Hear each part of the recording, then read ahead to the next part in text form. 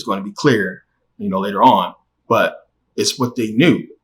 The crazy part is, again, it was written so long ago and stuff happening. So don't be with the world. Don't be in the world. Don't do what the world is doing. Stay away from this stuff. Why? What's the point? Old Testament is telling you to follow God. New Testament is telling you to follow Jesus. Same being, God and Jesus. It's telling you to follow Jesus. Don't lose faith. Don't get caught up in this shit. Don't lose faith. Follow Jesus. He is the way, so on and so forth. Jesus is you. Jesus is you. God is you. And all this stuff is telling us it's for what? It's to prepare us for what? The afterlife. So again, if you follow this stuff, then you wouldn't be living in cities. You wouldn't be sinning. You will be living separate from everything that's going on. And you will be walking that way that Jesus wanted you to walk. And it's like, well, can't nobody do that? What is it really talking about? But then you begin to understand what it's talking about. It's talking about exactly that, but in a different way. So you have to understand that this city or this worldly stuff is internal. And it's to prepare you for the afterlife. Everything is preparing you for the afterlife. It's not getting you caught up in this stuff, but it's metaphorical. It's a parable about you.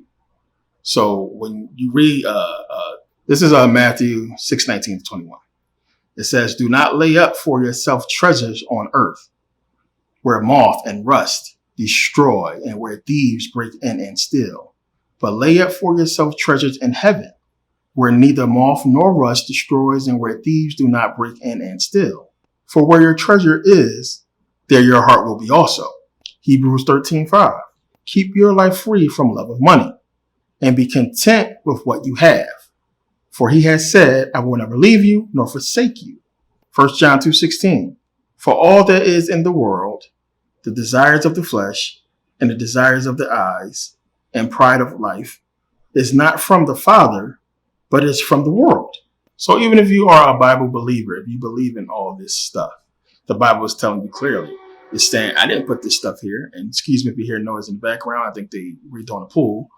The Bible's telling you. God's saying, I didn't put this stuff here. This is not from me. It's not from God for you to consume or for you to have, and all this stuff you're prideful of and everything that you're doing, that's from the world. I didn't put this stuff here for you. This stuff is not your purpose, basically. It's not the point, the reason that you are here. So you're supposed to be following what I told you to follow, which is basically you when you understand esoterically what it's talking about. All this prideful stuff and this money and everything that we bragging, the stuff that we are so happy about doing, the accomplishments, so to speak, it's not what we're here for. So when people say, this is my purpose, I was born to do this, and this is what I was put here for, or God put me here for this, Bible's telling you clear as day, no, I didn't. This is not what you're here for. So everything that we're told to do is a spiritual thing. It's to benefit us spiritually. Colossians 3:2 says, set your minds on things that are above, not on things that are on earth. 2 Corinthians 4:18, as we look not to the things that are seen, but to the things that are unseen. Think about that. For the things that are seen are transient, but the things that are unseen are eternal. And think about that. So this unseen world that we can't see, this so-called heaven, the afterlife, we can't see it. Anything that we can see is physical. It has an expiration date. It's going to expire. It's not going to be here forever. The things that we can't see will be here forever. It has always been. We can't see our souls. But when we dream, we see what we see. We could see our entire room. We could see the material things. And what it's trying to get you to understand and entice you when it's talking about have your mansions and your reward is in heaven. That's the thing. Anything you could possibly want in this life, the afterlife, you can get. Now, of course, that sounds like what the white man been telling us for a long time. Oh, stay a slave and do what we tell you. When you die, you can have everything. Understand? So to us, we hear that and we want to completely put that out of our minds. But it's proven to us when we dream. Everything is there. And it's not, we're supposed to slave our entire physical life to benefit the white man and his physical life so that we can have a good afterlife. But it's a deep point to this that we'll get into. So think about it. And you have this life and You're supposed to put this work in to benefit your spirit and your soul. And everything that's here is a trap. It's to keep you away from doing that. It's to keep you blinded from your purpose, which is the understanding that you have no purpose, that you're supposed to benefit you in a spiritual way and not in a physical way, because the physical is temporary. You understand? You wouldn't spend the time. Why would you spend your entire life building something that you know is going to fall and then miss out on a bunch of other stuff? You spending your entire life building something that is not going to exist. And we say, okay, well, no, I do this to, I'm going to pass something down to my kids, something that's physical. You're dead and gone, and you wasted your life trying to pass something to somebody that's going to be dead and gone as well. And it's still something that's not going to last forever, because our mindset is still focused on the physical. We were spiritual beings, understanding spirituality, but that was a problem, which we'll get into. And we are caught up in the spirit, the whole physicality, not the spirituality part of our existence. So think about it. When you go to church, the sermon is always something physical. They toss in there, stuff they got to do, spiritual stuff. But you can't be having people come to your church and have them praising their death. You understand how depressing would that shit be? Every time you come to church, the sermon is about afterlife, death, death, death, death. But that's really what he's talking about. But he's not really like that. That's the premise. But he don't want to really touch on it too much, because you're not going to want to come and hear that shit. So the sermon is prepared to have to do with your physical life and things you're supposed to be and how you're supposed to get, blessings and, sow your, plant your seeds and reap your harvest and so on and so forth, giving. So he's coming there, and the sermon always has to do with money. It has to do with physical stuff. Oh, well, your boss at your job and people at work, and this is why such and such don't like you, and you hating. Like, they're literally in church these days talking about people hating on you. It ain't even about, the Bible no more. It ain't about really teaching what it is. They talking about people hating on you at work. And, some churches will get into, Black entrepreneurial things, like things that you need to do to grow and be successful. Someone will talk about that. But then you can't really get into that as a preacher, because it's worldly stuff. You can't be talking too much about money, which they do. And they got everybody in church fooled and thinking that the reason why you're not blessed is because you're sinning, which they all know they are. So it's instant guilt right there. Well, I'm not doing what I'm supposed to do. Let me, I'm guilty. Let me give God some money. Or let me, hand some money, and hopefully God will bless me and forgive me for not being the Christian I'm supposed to be. And that's why the sermon is geared around material things and all that, so they can make you feel guilty about your lifestyle and the way that you live in, knowing you're not living according to what the Bible says is right before God. So you put money in the plate. And we know most people want to put money in a collection plate to be seen. They want people to see them put that 50 or that 20 in a collection plate. They want to come up there and drop something off to the preacher, or drop something off. Because some churches just leave a basket in the corner. They got tired of passing it around. Now, when you have it in the corner, that's different. Because when they have we used to have at Little Rock Tabernacle Baptist Church, where I went to church, they would put it in the corner or put it out there in the front altar. And we would sing this song, and we would walk around the church singing this song like in a train. And then you're supposed to drop money in the plate if you got money. Everybody watching you and see who's going to drop money. That's the whole thing. And they know the spotlight is on you when you get to that collection plate, and either you're going to drop money or you're not. Smart, genius shit when you think about it, because people don't want to be seen walking past that plate singing about God. So everybody would drop that money. Some people just drop an envelope and stuff like that, but it was a big deal. But people want to be seen. They want to be seen doing it. And that's the thing. It's about being seen and showboat. And life is a lot about that. A lot of that stuff is in our daily lives and how people live, and they want to be seen, which is understandable. It's a human thing. But any real preacher will be living the way they lived in the Bible. Any real preacher will be teaching his congregation to get out of the city, to get out of the hood, so to speak. And this is all going somewhere. So stick with me. It's going somewhere. It's a point to all this. So any real preacher will be telling you, this is what we need to do. Let's get our congregation together. Let's move out of this city and let's go somewhere. And you should basically be living the way the Hebrews was living in the Old Testament, the Israelites. Remember, the Israelites stayed together. They had their civilization and they traveled together. They did stuff together. They had their army. They fought. They lived together under those laws of God, the way it's supposed to be. And what happened when they came in contact with another civilization that was corrupt? They got corrupted. And then what happened? God would come in and kill those people that was corrupt and weed them out of the civilization and throw them out. Now, we will look at that. We call them cults, a cult. And we've seen with the Mormons and other places like that and how they live. And we look at these people like psycho, crazy folks. But if the religion is real, which of course there's not, but if it was real, that's how you're supposed to be living. And any preacher would know that when you got these people leaving, from the church, outside of the community and going into the world, what they bringing back to the church, they ain't even supposed to be there. They ain't supposed to be there, according to the Bible. It's right in the book.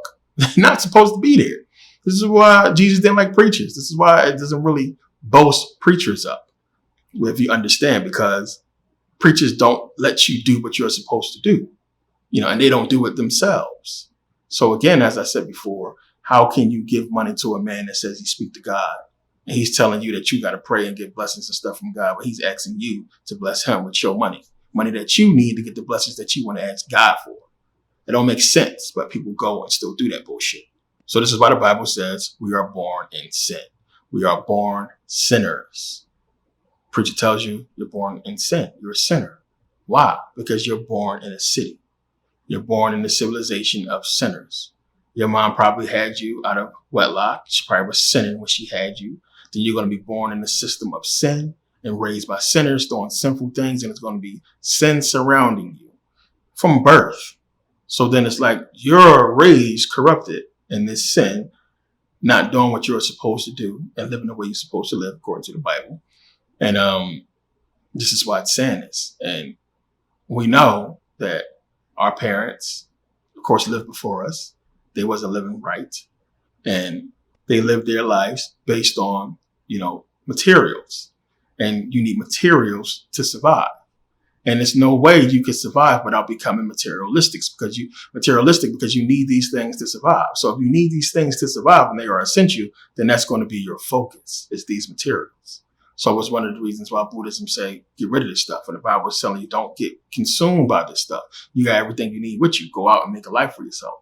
But we wasn't taught this. This isn't primitive times and how people used to live. This is, we evolve. And this is going to make a lot of sense. It's going to make a lot of sense because you have to understand what's the point of this. Think about it. Everything that's here now, everything, including the mindset, everything that's here now, do you think we couldn't have had it 10,000 years ago? Think about that. You don't think everything that exists, we talking about we're in the future. You don't think we could have had this shit 100,000 years ago? It's the same stuff. Ain't nothing new come off a plane from another planet. This stuff been here. We know what it's made of. We can find the minerals and the stuff in the fucking ground. What was missing? There was no desire to do this stuff. So what happened? And we're going to say the white man, but it's more deeper than that. But when we look at the Bible and then we look at the way preachers preach, we can see that they don't read their Bible. It's no fucking way they read their Bible. No way.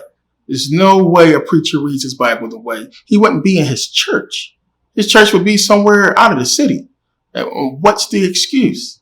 Because he's been taught the Bible wrong. He's been taught the Bible a way to teach it to us, which is the completely wrong way. But if he read the Bible, if he read it himself, he would know that you can't just pray and ask for forgiveness. Hebrews 10:26 says you can't. It's not, you can't just keep sinning. And we have this everybody's walking around believing this. This is a popular belief. Oh, I seen memes. Oh, you can just keep on asking for forgiveness and you're going to get in. When it says there no longer remains a sacrifice for sins if you know you sinned.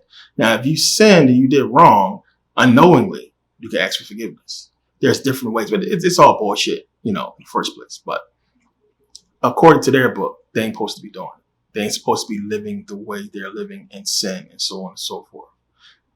And you have so many fake Christians out there and they bragging. Like I said, they only do this stuff to get recognition, which you're not supposed to be doing. It's only to get recognition. Put that money in the plate to get recognition or because you feel guilt. It's like, if you really love God, like people bullshit, putting posts all over social media. kissing God ass and God this and I love the Lord. And you in a place of sin doing this. Look at I've seen so many videos of people, because there's a difference between real, unconditional, good faith and having a good heart and love versus I'm just doing shit for the gram and doing shit for the camera. So you see these people, if you really cared about somebody, why would you go into a poor neighborhood or go to a bunch of homeless people on camera and hand them money? You on camera counting out money, handing them money. Who do you want to see? You want somebody to see that's going to give you your money back? What proof you need? Like, why does that need validation? Either you did it or you didn't, but why would you want validation for that if you did it for a good reason? And we're so messed up in the world right now. People would just say, well, at least he gave him the money, but he only gave him the money because he has the money. There's a difference between that's in the Bible as well, as God talked about the people tithing and was saying, Jesus talked about the people tithing and was saying they give because they have it. But then you had the poor woman give her last that she gave and she doesn't have it. And it's giving you that hint in the Bible right there that this is the way it's supposed to be done. So people who doing shit for the cameras and doing shit to get recognition and praising God all openly out in the open, it's not even supposed to be done. And the Bible tells you this. So it says here, it's going to blow your mind. It's Matthew 6:1-7. Beware of practicing your righteousness before other people in order to be seen by them. For then you will have no reward from your Father who is in heaven. Thus, when you give to the needy, sound no trumpet before you. That means put that camera down, as the hypocrites do in the synagogues and in the streets, that they may be praised by others. Truly I say to you, they have received their reward. But when you give to the needy, do not let your left hand know what your right hand is doing. You heard that before. So that your giving may be in secret, and your Father who sees in secret will reward you. And when you pray, you must not be like the hypocrites, for they love to stand and pray in the synagogues and at the street corners, that they may be seen by others. Truly I say to you, they have received their reward, which is what they have, when you understand. But when you pray, go into your room and shut the door and pray to your Father who is in secret, and your Father who sees in secret will reward you. And when you pray, do not heap up empty praises as the Gentiles do, for they think they will be heard for their many words. I pointed this out to so many Christians and it blows their mind. And then what do you say after that? What do you say? Because you're doing this shit and God is telling you, I don't want you to do this. So think about this. What does this kill? Fucking entire church. Where you have people holding hands and praying. Multiple people, thousands, hundreds, praying together out loud, there to be seen. And you have to understand what all that means, because you're corrupting yourself. When you do something, to be seen or heard, there is no reward for that. You're doing it to be seen or heard. The fact that you can do it is your reward. The fact that you got seen and heard, you got what you wanted. That's your reward. If you're doing something or blessing somebody to get something, then you pull them to the side. You do it in secret. You don't tell everybody what you do. People will post pictures of them praying. Like, come on. I don't get no much more fraud than that. Something that's so personal, you want to post a picture of yourself doing it. But you have to understand what it's saying, the point of the verses. What does it really talk about esoterically? So what is it saying? It's talking about going into your room and close the door. Close the door. Pray in secret. Prayer is meditation. Plain and simple. You're going to go and close your eyes and you're going to pray in secret. You're going to meditate. It's talking about meditation. That's the only way to go within. And anything that you got and you receive, any blessings that you got, if a person came up to you and gave you $100 and just said, here, $100, what are you going to do? Thank you. Game over. You thank them. It's the end of the story. You're not going to take the money, go home, close the door, get on your knees and close your eyes and thank God for the $100 that you just thanked the guy who gave it to you. That don't make sense, So you would thank that person. Anything that you got, that you put your hard work into, your effort into, you're going to thank yourself. You made it happen. And you're going to thank, your consciousness, the consciousness that's the reason why you're here. So like I said, some people won't understand that. Some people won't. And it's a lot deeper than what's here. So, I know a lot of you guys had questions. And like I said, I put out the follow the 15 for a reason, just to get you in understanding of what's, up to date stuff as far as, that word, that C word. Those of you who have, don't in no way think, this is about conforming to anything or, trying to give the white man all this glory or savior and everything, like whatever these, stupid shit people have been saying or people thinking. Nothing to do with that. If you're still on black and white, you lost. It's completely, it makes sense, of course, now for the physical, but it's not about that. It's deeper than that. If you can't tell that by now, I don't know what else to tell you. It's deeper than that. Know who you are. It doesn't matter about that shit. It's just don't matter. There's something that they're using to separate us, to control us. It doesn't matter, but it matters. But it doesn't matter in the sense to where it's something you should be putting everything into as far as, holding you back or distraction wise. It's just something you need to be conscious about and know that it exists. It's just that simple. So, you go about your business. It is what it is. It's here, but don't get caught up in that. And everybody want to be so caught up in, oh, you're a sellout. You're a sellout, white man, this, nothing. It's just, in the grand scheme of things, it's stupid. And this stuff is done for a reason. And that's the point of the video, to get you to understand those reasons and why things seem this way and look that way. But in no way do I want anybody to conform to this system, or to not fight, or to not educate and wake people up to just sit back and just be like, oh, well, there's nothing we can do about it. Because we're going to go, regardless of what any of us try to do, we're gone with the agenda. There's no way around that. And if it was, then that's what I would be pushing. But I already came to that conclusion. I already went there, and I was with the fight. And that's why we get these militant brothers out there and they see everything and they want to fight. It's hopeless. It's no point. It's deeper than that. So many of you will understand, many of you won't. But thanks to those who do, who get it. But I'll see you guys next video. And yeah, make sure you guys check out these videos. Get caught up with Follow the 15, and go back and get caught up with a lot of those videos. So see you next video.